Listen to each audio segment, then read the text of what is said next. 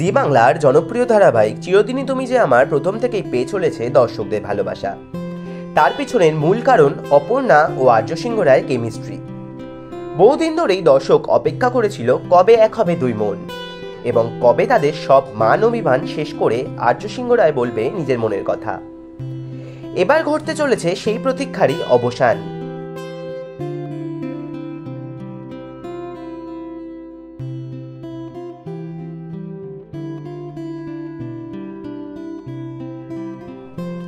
অবশেষে বহু প্রতীক্ষিত সেই পর্ব আসতে চলেছে দর্শকদের জন্য। আর্য সিংহ রায় এবং অপর্ণা মান অভিমান পর্ব শেষ করে অবশেষে এক হতে চলেছে। আকাশের বুকে গোটা শহরকে সাক্ষী রেখে আর্য তার ভালোবাসা জাহির করলো অপর্ণাকে। আর্য সিংহ রায় অবশেষে অপর্ণাকে বলবে নিজের মনের কথা। সেই পর্বেরই আউটডোর শুটিং চলছে জোর কদমে। নমস্কার, আমি দিতিপ্রিয়া, মানে তোমাদের সবার প্রিয় অপু।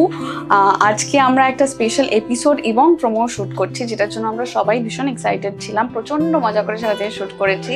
হোপফুলি তোমাদেরও খুব ভালো লাগবে। খুব শিগগিরই এই এপিসোডটার প্রোমোটা আসছে। সো দেখতে থাকো জি বাংলা, রোজ সন্ধ্যে 6:30, চিরদিনই তুমি যে আমার।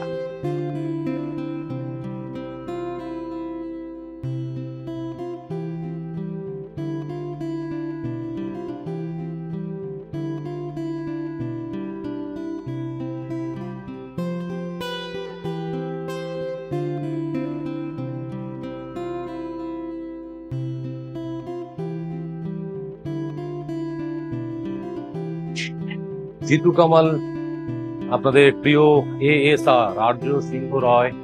আজকে আমরা শুট করছি চিরদিনই তুমি যে আমার প্রপোজাল পর্ব, যেটা এতদিন ধরে আপনারা অপেক্ষা করেছেন। প্রচুর প্রচুর প্রচুর আপনারা কমেন্ট করেছেন জি এর পেজে, SDF এর পেজে, যে কবে এরা দুইজন একসঙ্গে আগে একে অপরকে প্রপোজ করবে। তো এবার ওই পর্বটাই আমরা শুট করলাম, আমরা প্রোমো শুট করলাম। দুর্দান্ত একটা জায়গা, মাঝগঙ্গায়, বৃষ্টি, তার সাথে রোদ, সমস্ত কিছু মিলিয়ে মিশিয়ে যেটা হওয়া উচিত সমস্তটাই প্রোডাকশন এবং চ্যানেল সমস্তটা সহযোগিতায় আমরা শুট করলাম। একটা দুরন্ত শুট হয়েছে, দুর্দান্ত শুট হয়েছে দুজন ডিরেক্টরের তত্ত্বাবধানে। আপনারা দেখুন এবার আপনাদের কেমন লাগে। ডেফিনেটলি ভালো লাগবে, আশা করি ভালো লাগবে। আপনারা আপনাদের যে আশীর্বাদ এতদিন ধরে আমাদের এই ভেঞ্চারকে দিয়েছেন, চিরদিনই তুমি যে আমাকে দিয়েছেন, সেই আশীর্বাদ কন্টিনিউ থাকবে এই আশা রেখে। যে কথাটা না বললেই নয়, দেখতে থাকুন চিরদিনই তুমি যে আমার, সন্ধ্যে 6:30 শুধুমাত্র জি বাংলার পর্দায়। আমি এপিসোডের শুটিং এ চলে যাচ্ছি, তা না হলে আমার ডিরেক্টর বকা দেবে।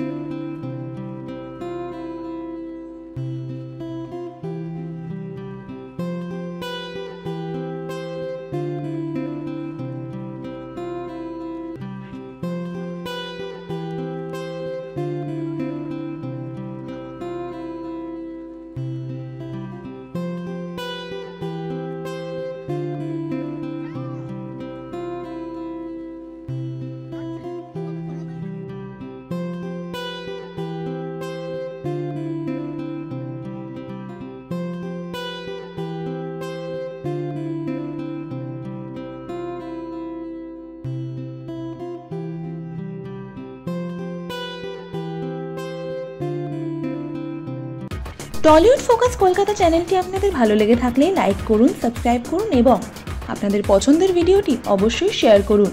Tollywood focus Kolkata.